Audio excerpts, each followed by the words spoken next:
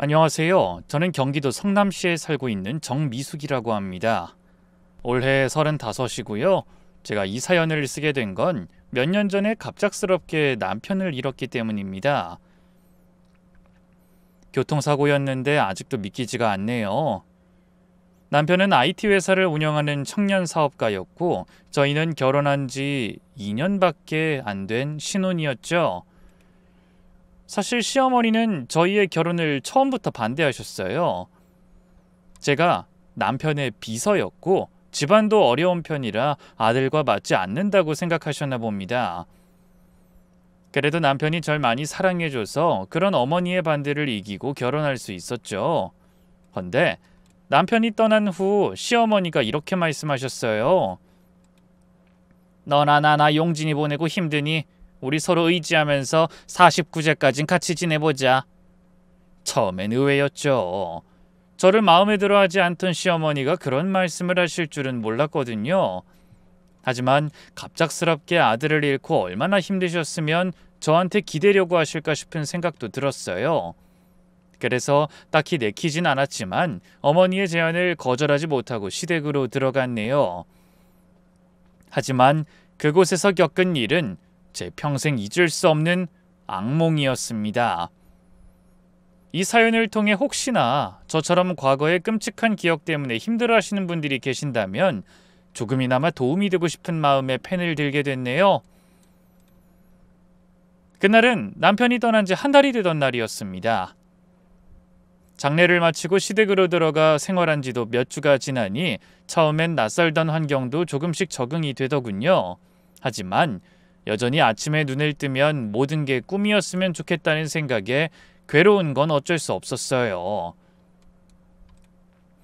옆자리 텅 빈 침대를 볼 때마다 남편이 제 곁에 없다는 사실을 새삼 절감하며 가슴이 무너져 내렸습니다. 그때 문 밖에서 시어머니의 목소리가 들려왔어요. 미수가 일어났니? 아침 먹어야지. 저는 부스스한 머리를 정리하며 대답했습니다. 네, 어머님 금방 나가요. 시댁에서 지내기 시작하며 처음엔 걱정이 많았습니다. 남편 생전에는 대면대면하던 어머님과 둘이서만 지내는 건 상상도 해본 적도 없었으니까요. 하지만 어머님은 남편을 잃고 넋이 나간 저를 챙겨주시려고 정성을 많이 쏟으셨어요. 물론 저를 챙기며 본인도 먼저 떠난 아들 생각을 덜하려고 노력하시는 것 같았죠. 그런 어머님의 노력 덕분에 제 힘들던 마음도 어느 정도 정리가 되어가고 어머님께 정도 많이 들게 됐어요. 잠시 후 바쁘게 몸을 정돈하고 식탁에 앉으니 시어머니께서 밥과 국을 내어주셨습니다. 평소와 다름없는 아침 식사였지만 그날따라 어머님의 표정이 유난히 차갑게 느껴졌어요. 예전에는 늘 무표정하신 어머니였지만 남편이 떠나고 저와 생활하며 가능한 한 따뜻하게 대해주려고 노력하셨거든요. 그런데 그날의 표정은 마치 처음 결혼을 반대하던 예전의 얼굴을 떠오르게 하는 냉정한 표정이었습니다. 저는 이상함을 느끼고 긴장하며 조심스럽게 말했죠. 감사합니다, 어머님. 하지만 어머님은 차가운 표정과는 다르게 여전히 말씀은 살갑게 하려고 노력하셨죠. 뭘 그런 말을 해, 며느리도 자식인데. 그러면서 제 맞은편에 앉으셨습니다. 그런데 조용히 식사하다 시어머니가 침묵을 뚫고 먼저 입을 여셨어요. 미수가, 용진이가 참 열심히 살았지? 시어머니의 눈빛이 흔들렸습니다. 아침부터 남편 얘기를 듣자 저도 마음이 무거워졌죠. 네, 사업 키운다고 주말에도 제대로 못 쉬고 몇 년을 정말 미친 사람처럼 일만 했어요. 그래, 그렇게 고생해서 회사에 건물에 젊은 나이에 성공해놓고 이렇게 허망하게 떠나다니. 어머님은 담담하게 말씀하시다 또다시 눈물을 글썽이셨죠. 아무래도 아들을 잃은 슬픔을 털어내기에는 이 한 달이라는 시간은 턱없이 부족했던 것 같았죠. 어머님의 말씀을 들으며 저도 조용히 눈가를 닦아내는데 그때 갑자기 생각지 못한 말씀을 꺼내셨어요. 너 혹시 재혼 생각은 있니? 저는 너무 갑작스러운 질문에 놀라 어머님을 바라보며 답했죠. 어머님, 용진 씨 떠난 지 겨우 한 달 됐어요. 아니 그냥 물어본 거야. 뭐 너야 아직 젊으니까 언젠간 다시 새 출발해야 하지 않겠니? 시어머니의 말투는 담담했지만 그 속에 담긴 슬픔이 느껴져 가슴이 아팠습니다. 그날 오후 저는 남편의 서재에서 회사 서류들을 정리하고 있었어요. 갑작스럽게 떠난 남편이 남긴 일들이 너무 많았죠. 상장을 앞둔 회사였기에 처리해야 할 서류가 산더미였습니다. 남편의 빈자리를 제가 완전히 대신할 순 없지만 힘 닿는 데까지 회사에 지장이 없게 이끌어가고 싶었어요. 다행히 제가 남편 회사에서 일하다 만난 거라 저도 회사 일을 어느 정도는 파악하고 있었죠. 그때 노크 소리와 함께 시어머니가 들어오셨습니다. 뭐하니? 네, 회사 서류 정리하고 있어요. 처리할 일도 많고 변호사님이 필요하다고 하신 서류도 있어서요. 시어머니는 제가 보고 있던 서류들을 흘끔 보시더니 또 한숨을 쉬셨습니다. 아휴, 참. 우리 아들이 이렇게 큰 회사를 만들어놨는데 남 좋은 일만 시키게 생겼구나. 순간 저는 그 말의 의미를 알 수가 없어 고개를 갸웃거리며 물었습니다. 남이라뇨? 아니야, 그냥 혼잣말이야. 재주는 곰이 부리고 돈은 된 놈이 번다더니 불쌍한 내 아들은 고생만 하다 갔구나 싶은 생각이 들어서. 그러면서 말끝을 흐리더니 밖으로 나가셨네요. 그때부터였어요. 가끔 어머님의 말씀에 묘한 가시가 있다고 느껴지기 시작한 건 말이죠. 하지만 그날 저녁, 시어머니는 평소처럼 저녁을 차리고 절 부르셨습니다. 제가 같이 음식 준비를 한다고 해도 본인이 혼자 일하던 주방에 남이 들어오면 불편하다며 극구 혼자 다 하시겠다고 하셨어요. 그래서 저는 늘 불편한 마음으로 밥을 얻어먹고 대신 청소나 빨래를 도와드리고 있었네요. 그날 어머님은 남편이 좋아하던 갈비찜에 전까지 준비하셨더군요. 어머님, 이걸 언제 다 하셨어요? 둘이 먹는데 뭘 이렇게 힘들게. 49제가 얼마 안 남았으니 용진이 생각이 더 나는구나. 다 그 녀석이 좋아했던 것들이잖니. 우리 용진이한테 해준다는 마음으로 만들었다. 너라도 많이 먹어라. 시어머니의 말씀이 왠지 쓸쓸하게 들려 저는 말없이 고개를 끄덕였습니다. 헌데 식사 중에 어머님이 뜻밖의 말씀을 꺼내셨어요. 미숙아, 내일 내 친정조카 만나러 갈 건데 혹시 너도 시간 되면 같이 갈래? 저는 내일 회사에 좀 나가봐야 해서요. 그래? 그럼 어쩔 수 없지. 회사 가면 우리 용진이 생각 많이 날 텐데 괜찮겠니? 네, 괜찮아요. 한 번은 겪어야 할 일인걸요. 시어머니는 알겠다며 고개를 끄덕이셨습니다. 그날 밤 저는 남편과의 추억이 담긴 사진을 보며 또 눈물을 흘렸습니다. 남편은 정말 좋은 사람이었어요. 비록 시어머니는 저희 결혼을 반대하셨지만 남편은 끝까지 절 포기하지 않고 지켜줬죠. 미숙아, 우리 엄마가 너한테 차갑게 대해도 이해해줘. 원래 그런 분은 아닌데 나에 대한 기대가 너무 크셔서. 당신 생각하고 다른 상황을 받아들이려면 시간이 걸리는 것뿐이야. 나중에 한가족 되면 누구보다 잘해주실 뿐이지. 남편이 생전에 했던 말이 떠올랐습니다. 저는 그 말이 정말 맞다고 생각했어요. 남편이 떠난 후 시어머니는 저를 아들 대신으로 여기며 곁에 두고 열심히 챙겨주려고 하시는 것 같았죠. 그날 저는 이른 저녁에 잠이 들었다가 화장실에 가고 싶어 눈이 떠졌어요. 잠결에 시계를 보니 새벽 2시였죠. 그런데 밖으로 나오자 어둠 속에서 누군가의 말소리가 들렸습니다. 어머니의 방에서 새어나오는 통화 소리였어요. 그래, 계획대로 하면 돼. 걱정하지 마. 시어머니는 평소보다 훨씬 조심스럽고 작게 속삭였지만 워낙 고요한 새벽이라 거실에까지 소리가 들렸습니다. 알았어. 그거 들고 나가면 되는 거지? 좋아. 그럼 내일 보자. 어머님이 누군가와 만나기로 하시는 것 같았죠. 이 기억을 더듬어 보니 저녁 식사 때 친정조카를 만난다고 하신 말씀이 떠올랐어요. 그런데 계획이라니 무슨 일이 있으신가 싶어 궁금해졌죠. 다음 날 아침, 어머님은 평소보다 일찍 일어나 계셨습니다. 그리고 저에게 아침을 먹으라며 식탁에 음식을 차려놓고 정작 본인은 외출 준비를 하셨어요. 어머님, 오늘 일찍 나가시나 봐요. 조카 만나기로 했잖아. 너도 회사 갔다 오면 피곤할 테니 일찍 들어와서 쉬어라. 네, 알겠습니다. 시어머니가 나가신 후 저는 회사로 향했습니다. 남편이 남긴 회사는 여전히 잘 굴러가고 있었고 직원들도 저를 따뜻하게 맞아줬어요. 저는 변호사를 만나 필요한 서류를 건네주고 급하게 처리할 몇 가지 일에 대한 결제를 마친 후 오후 3시쯤 집으로 돌아왔습니다. 어머님, 다녀왔습니다. 집 안에 들어서며 인사했지만 대답이 없었어요. 아침 일찍 나가셨는데 아직 안 오셨나 싶어 제 방으로 들어가려는데 방문 앞에 붙어있는 작은 메모가 보였습니다. 미수가, 조카 집에서 저녁 먹고 늦게 들어올 것 같다.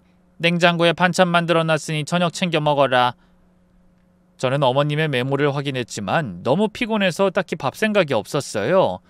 그래서 그냥 샤워만 한 채 피곤한 몸을 이끌고 방으로 들어왔습니다. 그리고 침대에 누워 잠시 눈을 붙이려는데 갑자기 핸드폰이 울렸어요. 남편 회사 직원이었죠. 사모님, 내일 이사회 참석 가능하신가요? 상장 관련해서 중요한 결정을 해야 해서요. 네, 물론이죠. 몇 시에 가면 될까요? 오전 10시에 시작합니다. 중요한 자리니 꼭 참석 부탁드립니다. 그때까지 시어머니는 돌아오지 않으셨고 텅 빈 집에 혼자 있으려니 부쩍 쓸쓸한 기분이 들더군요.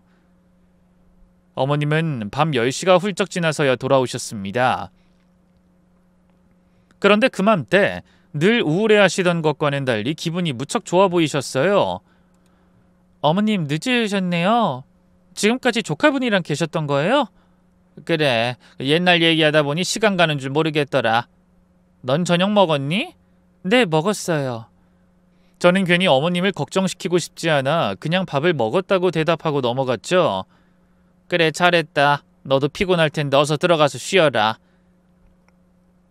시어머니는 웃으며 방으로 들어가셨습니다.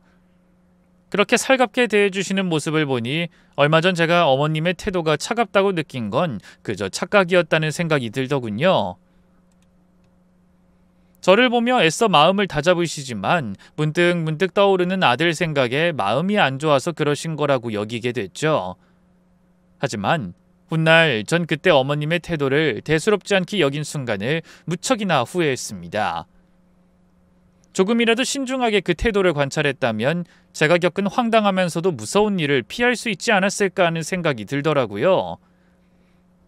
어쨌든 그날 저는 오랜만에 외출에 피곤함이 몰려와 거의 침대에 눕자마자 잠이 들었어요. 그러자 아침 일찍 눈이 떠졌죠. 아직 6시도 안 된 시간이더군요. 그래서 그날만은 제가 어머님께 아침을 대접해야겠다고 생각했어요. 아무리 어머니가 음식해주는 게 좋다고 하셨지만 한 달이 넘는 기간 동안 시어머니에게 밥상을 받기만 하니 마음이 편치 않았거든요. 그래서 조심스럽게 문을 열고 밖으로 나갔습니다. 헌데 주무시는 줄 알았던 어머님이 또 누군가와 통화를 하시더라고요. 어떻게 들으니 좀 흥분한 목소리 같기도 했습니다. 그래, 오늘이야. 들어만 오면 바로 시작해야지. 무슨 말씀인지 알 수 없었지만 이상하게 갑자기 불길한 느낌이 들었어요. 하지만 저는 그저 일상적인 대화를 나누시는 거라고 여기며 주방으로 갔습니다. 싱크대 앞에 선 저는 잠시 메뉴를 고민하다 냉장고를 열어 콩나물과 두부를 꺼내 국을 끓이고 달걀을 꺼내 달걀찜도 했습니다. 그리고 어머님의 맛깔나는 반찬을 덜어 정갈하게 아침상을 차렸죠. 잠시 후 어머님이 나오다 그 상을 보고 놀라며 말씀하셨어요. 아니, 어제 회사 다녀와서 피곤했을 텐데 푹 좀 더 자지. 뭐하러 이런 걸 했어? 그래도 제가 어머님 아침상 한 번은 차려드리고 싶어서요. 아유, 그래, 고생했다. 잘 먹을게. 아주 맛있어 보인다. 그러고는 웃으며 숟가락을 들어 국을 한 입 드셨어요. 다른 날과 다를 거 없이 평화로운 아침이었네요. 하지만 전 그때까지도 전혀 몰랐습니다. 그 아침 식사가 어머님과 저의 마지막 식사가 될 거라는 걸 말이죠. 식사를 마친 후 저는 오전 10시 이사회에 참석하기 위해 서둘러 외출 준비를 했습니다. 어머님, 저 오늘은 좀 일찍 나가봐야 할 것 같아요. 그래? 그 회사에 중요한 일이 있다더니 일찍 나가는구나. 혹시 바쁘더라도 점심은 꼭 챙겨 먹고 일해라. 사람이 속 비면 마음도 더 무거워지는 법이다. 네, 그럴게요, 어머님. 시어머니는 그날 평소보다 유난히 더 다정한 말투로 말씀하셨어요. 참 미수가, 오늘 일 끝나면 바로 들어올 거니? 몇 시쯤 될 것 같아? 글쎄요, 10시부터라니까 이사회 끝나고 점심 먹고 서류 좀 정리하다 보면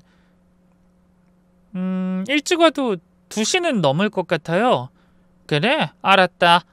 내가 시간 맞춰 맛있는 거 해놓을게. 수고하고 와라. 시어머니의 말씀에 저는 고개를 끄덕였습니다. 그리고 회사에 도착해서 이사회에 참석하고 정신없이 해야 할 일을 처리했어요. 남편의 빈자리가 너무나 컸지만 저는 최선을 다해 그 공백을 채워보려고 노력했죠. 다행히 이 사진들이 많이 도와줘서 상장 관련 절차를 순조롭게 진행할 수 있었습니다. 사모님, 회사는 저희가 잘 이끌어갈 테니 너무 걱정하지 마세요. 대표님이 남기신 유지 잘 이어가겠습니다. 직원들의 따뜻한 말에 눈물이 날 뻔했습니다. 남편이 얼마나 좋은 사람들과 일했는지 새삼 느껴졌죠. 그것도 다 남편 역시 좋은 사람이라 가능한 일이었겠죠. 일을 마무리하고 시계를 보니 오후 1시 30분이었습니다. 예상보다 일찍 끝나 얼른 집에 가야겠다는 생각에 서둘러 회사를 나섰네요.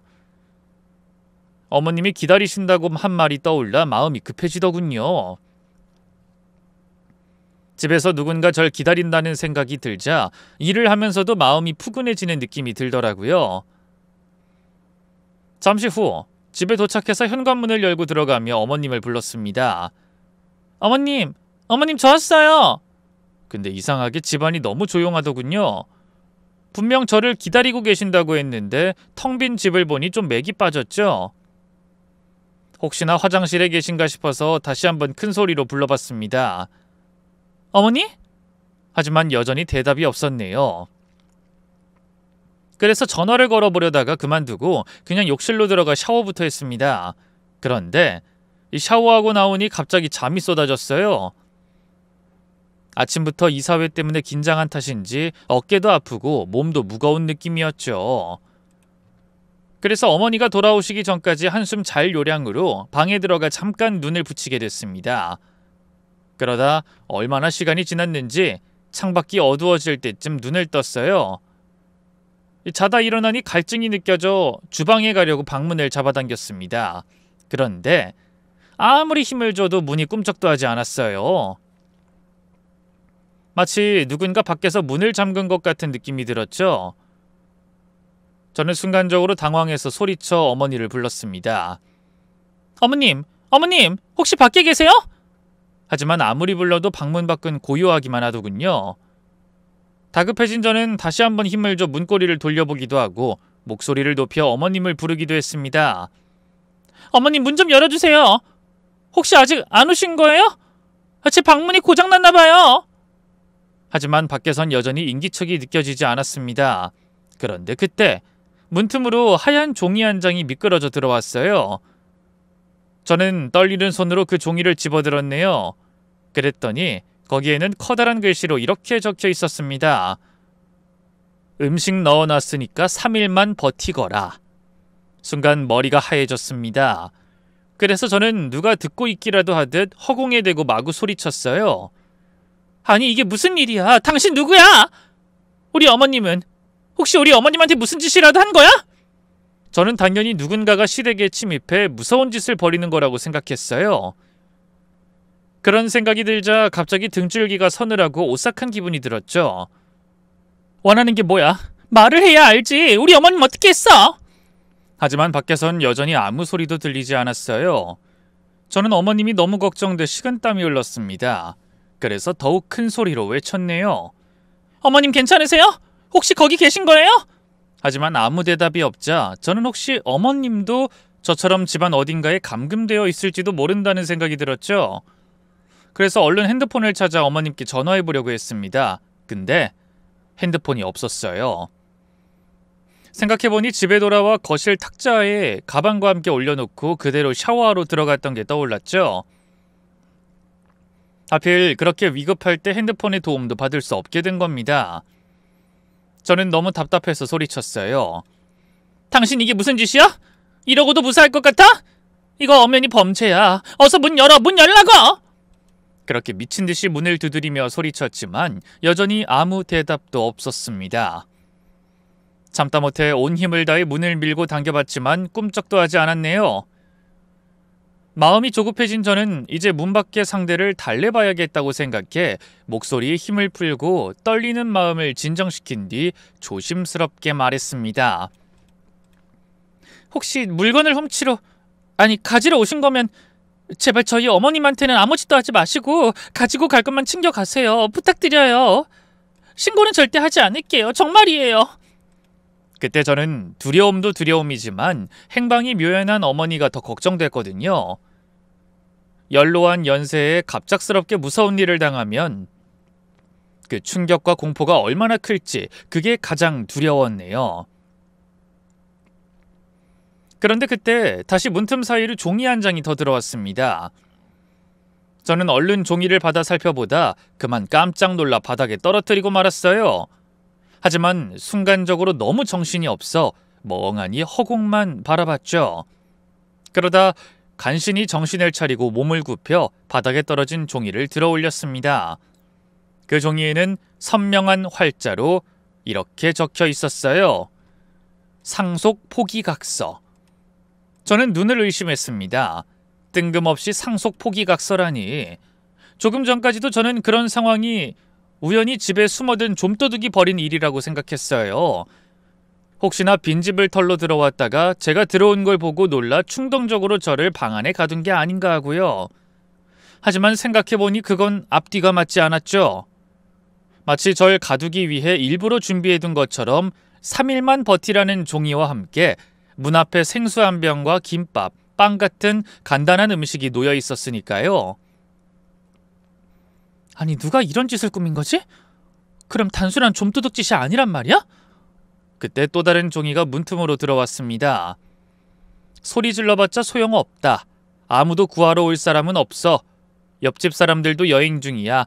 얌전히 있다 상속 포기각서에 도장 찍으면 내보내주겠다. 그런데 그 글씨가 어딘지 눈에 익은 생각이 들었어요. 처음에 받은 종이와 같은 글씨체였지만 그땐 너무 당황해서 필체를 자세히 들여다볼 여력도 없었거든요. 그래서 저는 조심스럽게 그리고 천천히 다시 필체를 뜯어봤어요. 그러다 그만 입을 떡 벌린 채 얼음처럼 굳어버리고 말았습니다. 그건 분명 사건이 있기 하루 전 어머니가 제 방문에 붙여놨던 메모와 같은 필체였던 거예요. 저는 떨리는 손으로 화장대를 살펴봤습니다. 그날 방에 들어오며 메모를 발견한 저는 그 메모지를 들고 들어와 무심코 화장대에 던져뒀던 생각이 났거든요. 그래서 떨리는 손으로 화장품을 치우며 구석구석 살펴봤죠. 그랬더니 화장품 사이에 반으로 접힌 채 놓여있는 메모가 보였네요. 저는 심호흡을 하며 그 메모장을 들어올려 조금 전에 받은 종이와 비교해봤습니다. 그 순간 너무 놀라서 입을 틀어막고 말았어요. 두 종이에 쓰여있는 필체는 누가 봐도 같은 사람이 쓴 것이었고 그 말은 저를 가두고 상속 포기각서를 들여보낸 사람 역시 어제 메모를 쓴 사람과 동일 인물, 바로 저희 시어머니라는 말이 되는 겁니다. 저는 너무 놀라서 뒷걸음질을 치다 그대로 침대에 주저앉아 울음을 터뜨렸습니다. 한 달 전 남편을 잃은 것도 모자라 시어머니에게 그런 말도 안 되는 짓을 당하다니 도대체 저에게 무슨 일이 일어나고 있는 건지 정신이 없고 두렵기만 했네요. 아무것도 모르고 어머니가 무슨 해코지라도 당했을까봐 안절부절 못하던 저 자신이 너무나 한심하게 느껴지더군요. 그래도 저는 최대한 이성을 차리려고 노력하며 방안을 조용히 둘러봤어요. 어떻게든 그 지옥에서 탈출할 방법을 찾아야 했으니까요. 하지만 방은 2층이었고 창문 아래는 콘크리트 바닥이었어요. 무작정 뛰어내리기엔 너무 위험했죠. 방 안에 시계가 없어 시간도 알 수 없었습니다. 다만 해가 뉘엿뉘엿 지는 걸로 봐서 6시쯤? 그냥 감으로 그럴 걸로 짐작만 했습니다.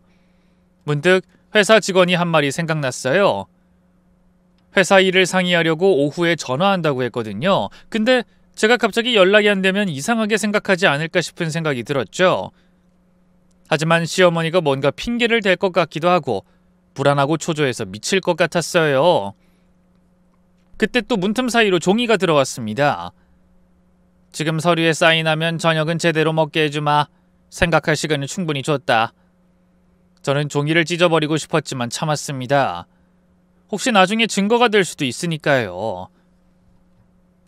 해가 지고 어둠이 찾아왔습니다. 저는 방에 불도 켜지 않았어요. 아무것도 할 수 없을 만큼 공포에 휩싸여 있었거든요. 먹을 게 없는 건 아니었지만 배고픔도 느껴지지 않아 음식엔 손도 대지 않았네요. 그저 침대에 누워 천장만 바라봤습니다. 그러자 자연스럽게 남편 생각이 났어요. 남편만 살아있었다면 이런 일은 없었을 텐데. 여보, 이 사실을 믿을 수 있어? 어머님이 날 이렇게 가둬놨어. 눈물이 베개를 적셨습니다. 새벽이 되자 춥기도 하고 무서웠어요. 혹시 시어머니가 갑자기 심경의 변화를 느껴 더 나쁜 짓을 하진 않을까 하는 생각에 잠도 오지 않았습니다. 그렇게 밤이 지나 방에 갇혀 지낸 지 이틀째 아침이 밝았네요. 밤새 잠을 제대로 못 자서인지 온몸이 뻐근했어요. 시간은 알 수 없지만 새가 지저귀고 햇살이 비추는 걸로 봐서 사람들이 일어날 시간이 된 것 같았죠. 평소 같으면 시어머니가 아침 준비하시는 소리가 들렸을 텐데 그날은 무서울 정도로 고요했습니다. 목이 말라 물을 한 모금 마시려다가 이내 그만뒀습니다. 혹시나 물에 뭔가를 탔을지도 모른다는 생각이 들었거든요. 그래서 갈증을 참으며 주변을 둘러보니 문득 살짝 열린 옷장 틈으로 길게 들어진 원피스가 보였습니다. 저는 혹시나 하는 마음에 얼른 일어나 양손으로 원피스를 잡고 있는 힘껏 당겨봤어요. 생각보다 튼튼하더군요. 그래서 그걸로 뭔가 탈출할 수 있는 방법이 있지 않을까 고민했죠. 그래서 본격적으로 옷장을 열어 가장 튼튼해 보이는 옷들을 골라냈어요.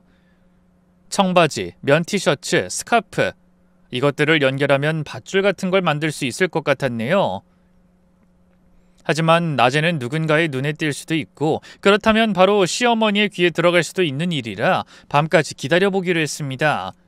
그러다 창밖으로 완전히 어둠이 깔렸을 때 옷을 매듭지어 만든 밧줄을 창문 틀에 단단히 묶었어요. 혹시 몰라 2번, 3번 단단하게 묶은 뒤에 그 위에 다른 옷으로 한 번 더 고정했죠. 그리고 작은 의자를 창문 아래로 놓고 떨리는 마음을 진정시키며 그 위로 올라섰습니다. 창문 크기가 넉넉한 편은 아니었지만 다행히 제 몸이 빠져나갈 정도는 되는 것 같았죠. 조심스럽게 창문을 열고 옷으로 만든 밧줄을 밖으로 던졌어요. 차가운 밤 공기가 방 안으로 밀려 들어오고 갑자기 정신이 번쩍 나는 기분이었죠. 자유롭게 밖으로 나다닐 수 있다는 건 정말 큰 기쁨이라는 걸 저는 그 순간에야 깨닫게 됐네요. 그 옷으로 만든 밧줄에 몸을 의지해 1층으로 내려가기만 하면 저의 공포도 끝이라는 생각에 가슴이 미친 듯이 뛰기 시작했습니다. 하지만 이 아찔한 높이에 순간 다리가 떨려왔죠. 그래도 저는 정신을 차리려 노력하며 스스로를 다독였어요. 할 수 있어. 해야만 해. 다음 순간 마음을 다잡고 조심스럽게 창문 밖으로 몸을 빼기 시작했습니다. 겨우 상체를 빼냈을 때 온몸은 식은땀으로 범벅이 되어 있었죠. 심장이 터질 것처럼 뛰고 손은 사시나무 떨리듯 떨렸습니다. 하지만 속으로 스스로를 응원하며 조심스럽게 한 발 한 발 아래로 내려갔네요. 아무것도 먹지 않아서 그런지 손에 힘이 금방 빠지는 기분이었어요. 그래도 포기할 순 없었죠. 조금만 더. 필사적으로 노력했지만 밧줄 중간쯤에서 더는 버틸 수가 없었습니다. 손에서 힘이 빠지면서 미끄러져 버렸죠. 아! 다행히 떨어진 높이가 그리 높지 않았고 아래가 잔디밭이어서 큰 부상은 없었습니다. 하지만 발목이 삐끗한 것 같았어요. 그래도 지체할 시간이 없어 어쩔 수 없이 쩔뚝거리며 일었었습니다. 그저 빨리 그곳을 벗어나야 한다는 생각만 가득했어요. 그 순간 앞을 막아서는 시커먼 물체에 저는 혼비백산에 소리쳤습니다. 누구야? 하지만 상대는 아무 말도 하지 않고 저에게 저벅저벅 다가왔어요. 도망치려 했지만 발목이 아파 제대로 걸을 수도 없었죠. 저는 꼼짝없이 어머니와 그 조카에게 들켰다는 생각에 절망하며 눈을 질끈 감았습니다. 그런데 그때 가로등 불빛에 비친 상대의 얼굴을 보고 저는 깜짝 놀라 소리쳤어요. 형님? 저를 막아선 사람은 다름 아닌 죽은 남편의 형수, 그러니까 저의 손윗동서였습니다. 제가 시집 오기 전부터 어머니의 구박에 시달리다 최근에 이혼하기 위해 별거하고 있던 큰며느리였죠. 동서? 정말 동서 맞아? 근데 지금 왜 2층 창문에서... 형님의 눈이 휘둥그레졌습니다. 저는 갑자기 긴장이 풀리며 울음이 터져 그 자리에 주저앉고 말았어요. 형님, 어머님이 저를 가뒀어요. 그러면서 상속을 포기하라고... 뭐라고? 그게 정말이야? 눈을 동그랗게 뜬 형님이 절 부축해 일으키더니 제 발목을 걱정스러운 표정으로 바라보며 말했어요. 일단 내 차로 가자. 여기서 이러고 있으면 안 돼. 형님은 절 부축해 근처에 세워둔 차로 데려갔습니다. 저는 차에 타자마자 그동안 있었던 일을 전부 다 털어놨어요. 시어머니가 저를 집으로 데려간 것부터 가둔 것까지 전부 다요. 세상에, 어머니가 그런 분인 줄은 알았지만 이 정도일 줄은... 형님의 얼굴이 창백해졌습니다. 근데 형님은 어떻게 이 시간에 여기 오셨어요? 사실 나 오늘 이혼서를 접수했어. 근데 낮에 우연히 뭔가 찜찜한 걸 알게 돼서 동서가 잘 있나 보러 가려던 참이었어. 그래도 설마 정말 그런 짓을 벌이셨을 줄은... 네? 찜찜한 거라뇨? 점심때 남편 만나서 법원에 서류 접수하고 낮에 짐 챙기려고 집에 갔었거든? 근데 방에서 조용히 옷을 챙기고 있는데 하필 그때 어머니가 오셨더라고. 난 집 나가서 별거 한 지 몇 달째고 남편은 낮에 회사 가니까 우리 집에 아무도 없을 거라고 생각하신 모양이야.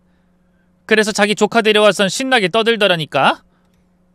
거기까지 말하던 형님이 잠시 말을 멈췄다가 다시 입을 열었습니다. 근데 그 조카라는 여자랑 어머니가 너무 이상한 말을 하는 거야.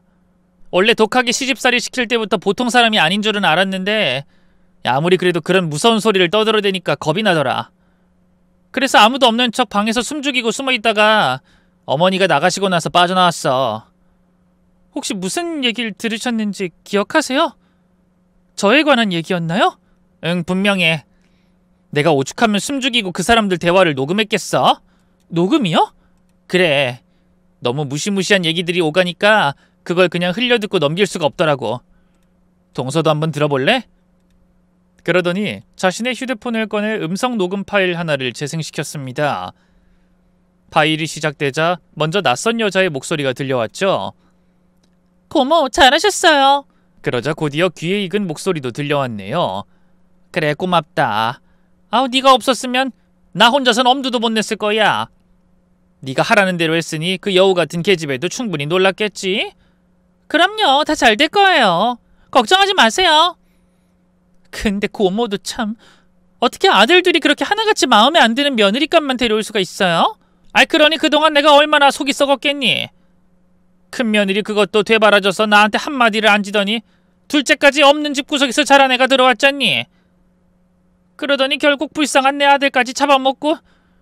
근데 아까운 아들 유산까지 그 계집애가 홀랑 가져가는 걸 눈뜨고 봐야겠니? 괜찮아요. 절대 그럴 일 없을 거예요. 시어머니를 고모라고 부르는 걸 보니 그 여자가 어머님의 조카인 모양이었어요. 자주 왕래하는 사이는 아니었지만 결혼식이나 가족 모임에서 가끔 마주친 적이 있는 사람이었죠. 근데 걔 그렇게 혼자 놔두고 나오셔도 되는 거예요? 괜찮어. 어제는 문 열어달라고 난리더니 오늘은 조용하더라고. 지도 그렇게 악을 쓰고 난리쳤으니 아마 지쳤을 거야. 고모, 정말 마무리까지 잘 되면 저한테 약속하신 건 꼭 지켜주셔야 해요. 걱정하지 마. 제가 상속만 포기하면 내가 용진이 유산 다 상속받고 너한테 충분한 대가랑 회사 경영권도 넘길게. 근데 저 악바리 같은 게 3일 안에도 도장을 안 찍으면 어쩌지? 그럴 리가 없어요. 며칠 굶으면 정신력이 약해질 거예요. 방에 넣어둔 음식이야 하루면 다 떨어질 텐데요, 뭐. 상속 포기 서류 제출도 기한이 있는데 언제까지 기다릴 순 없잖아요. 딱 3일만 기다려보다가 그래도 버티면 다른 수를 써야죠. 얘기를 들어보니 제가 쪽지 내용을 착각한 거더라고요. 저는 3일만 버티면 나갈 수 있게 해준다는 내용이라고 생각했는데 저에게 딱 3일간만 버틸 시간을 준다는 말이었던 거예요. 만약 그 안에 제가 각서를 쓰지 않으면 그 뒤엔 어떤 일이 벌어졌을지 상상하는 것만으로도 핏기가 가시는 기분이었습니다. 3일 지나도 계속 꼬집부리면 그땐 어떻게 할 거니? 그 다음엔 또 생각해 놓은 게 있어요. 생각? 무슨 생각? 병원에 데려가서 정신병자로 만들든지 아니면 없애야죠 뭐. 실종 처리하면 되니까. 그 말에 저는 심장이 멎는 것 같았습니다. 시어머니의 조카는 정말로 절 해칠 생각까지 하고 있었어요. 아니 아무리 그래도 그건 너무 위험한 거 아니니? 걱정하지 마세요. 이럴 줄 알고 제가 사전 작업한 거잖아요. 며느리 이메일 주소로 들어가서 친구들이랑 가족한테 남편을 잃어서 너무 힘들고 우울증이 온 것 같다고 미리 이메일 보내놨어요. 아마 진짜로 무슨 일 생겨도 용진이 못 잊어서 따라간 것처럼 위장하면 아무 문제 없을 거예요. 어머나 너 이렇게 치밀한 애였니? 그래서 며느리 없을 때 걔 노트북 가져오라고 한 거구나. 맞아요. 제 인생에 또 언제 이런 기회가 찾아올지 모르는데 이 정도는 해야죠.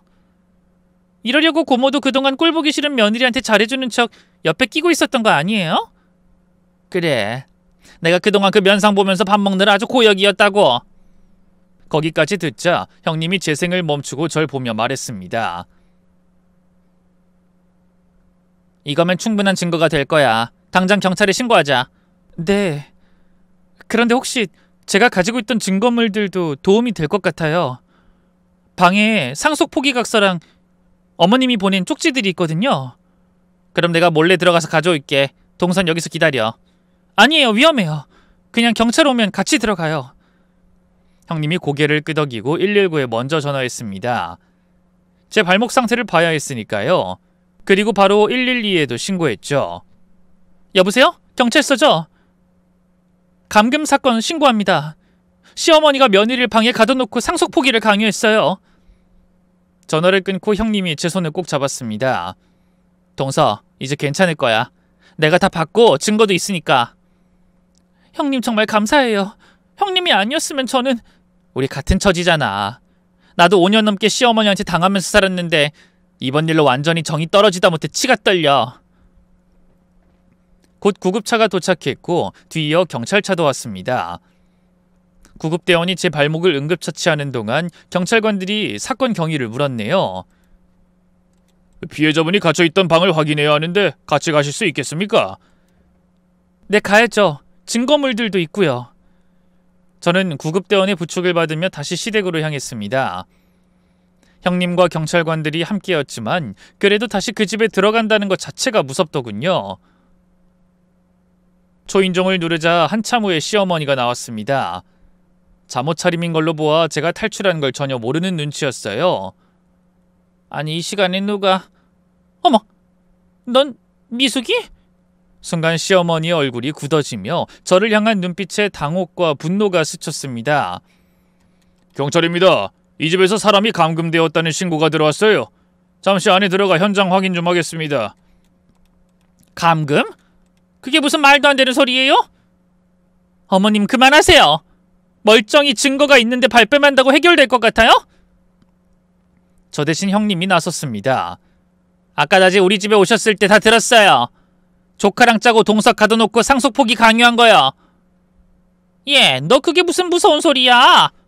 너 이제 이혼한다고 이런 식으로 나한테 안갚음하려는 거니?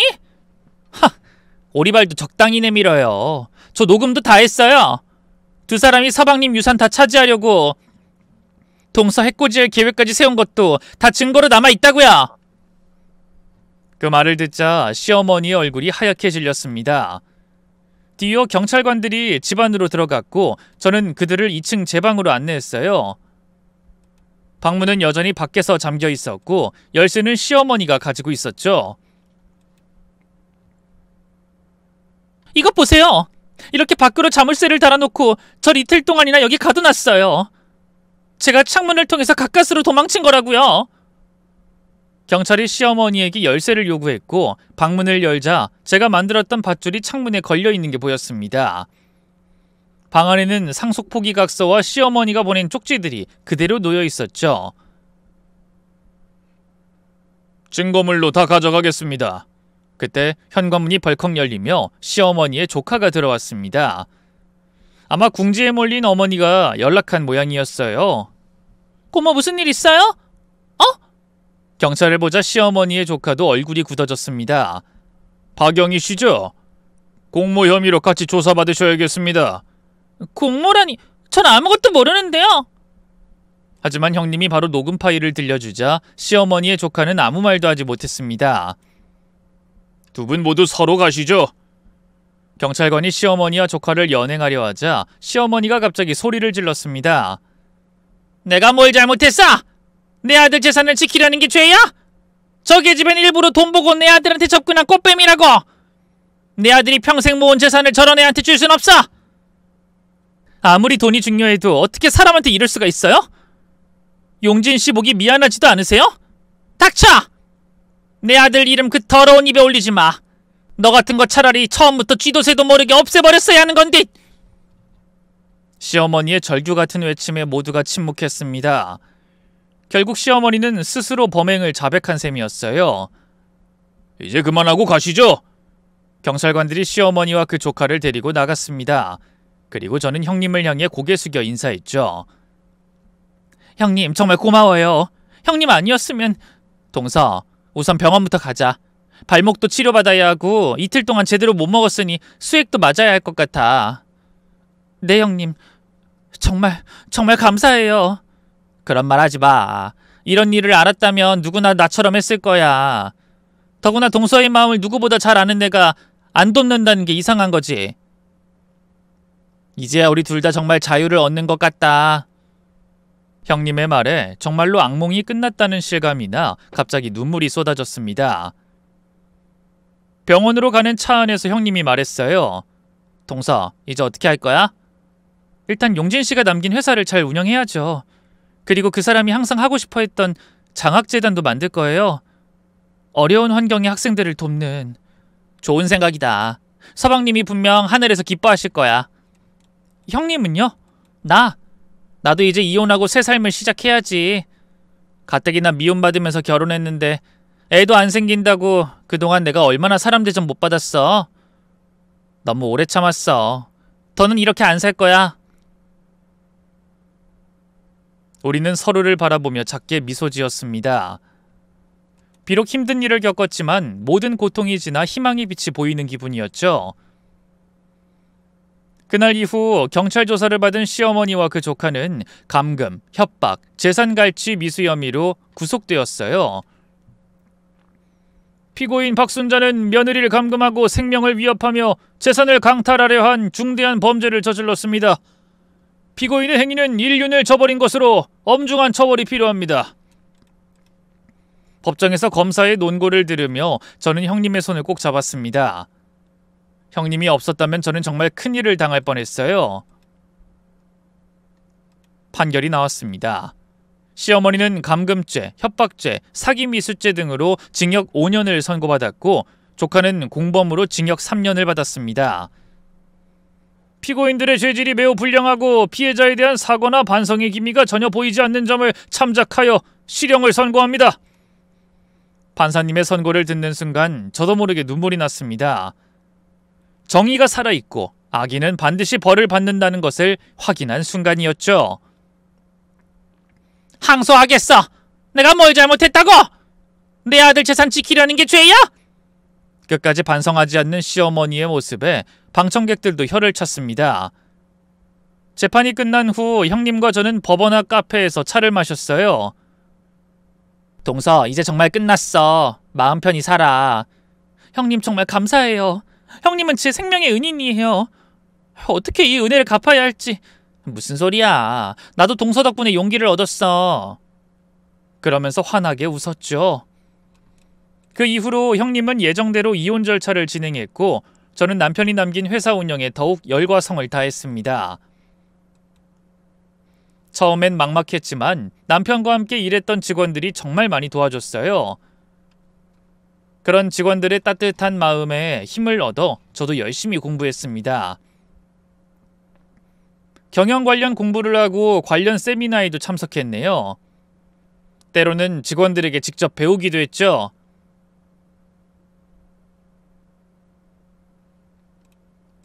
(6개월이) 지나 회사는 이상 없이 잘 굴러가고 남편이 그토록 원하던 장학 사업도 시작하게 됐네요. 그맘때 시어머니의 항소심 재판도 있었습니다. 하지만 결과는 달라지지 않았어요. 오히려 항소심에서 형량이 더 늘어났죠. 피고인은 1심 판결 이후에도 전혀 반성하지 않고 오히려 옥중에서 피해자를 협박하는 편지까지 보냈습니다. 이에 원심보다 중한 징역 7년을 선고합니다. 조카 역시 항소가 기각되어 두 사람은 결국 감옥에서 긴 시간을 보내게 되었습니다.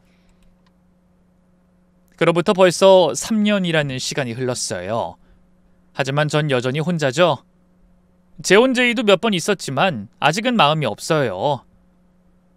남편과의 추억을 간직하며 그 사람이 남긴 회사를 잘 이끌어가는 것만으로도 충분히 행복하거든요. 하지만 형님은 작년에 좋은 분을 만나 재혼했습니다. 이번엔 정말 형님을 아끼고 사랑하는 분이라는 게 한눈에 느껴지더군요. 결혼식 날 형님이 정말 행복해 보여서 저도 덩달아 기뻤습니다. 동서, 나 정말 행복해. 나한테 이런 날이 올 줄 몰랐어. 좋은 모습 보니 저도 너무 기뻐요. 앞으로 더 행복하세요. 이제 우린 각자의 자리에서 행복하게 살아가고 있습니다. 과거의 아픔은 우리를 더 강하게 만들었고 삶이 얼마나 소중한지를 더 절실하게 깨닫게 해줬죠. 지금도 저는 형님과 2주에 한 번은 만나 서로의 행복을 응원해주는 돈독한 사이로 지내고 있답니다. 그리고 얼마 전 형님에게 더욱 경사스러운 일이 생겼어요. 바로 아이가 찾아와 준 거예요. 예전 시어머니에게 아기가 생기지 않는다고 그토록 구박을 받았는데 결혼하고 1년도 되지 않아 임신 소식이 전해진 겁니다. 아마도 아이가 생기지 않았던 건 형님 전 남편의 문제가 아니었나 싶더군요. 저는 어려운 일에 용기를 내 저에게 새로운 삶을 살도록 해준 형님을 평생의 은인으로 생각합니다. 그래서 형님의 아이도 저의 친조카처럼 여길 생각이에요.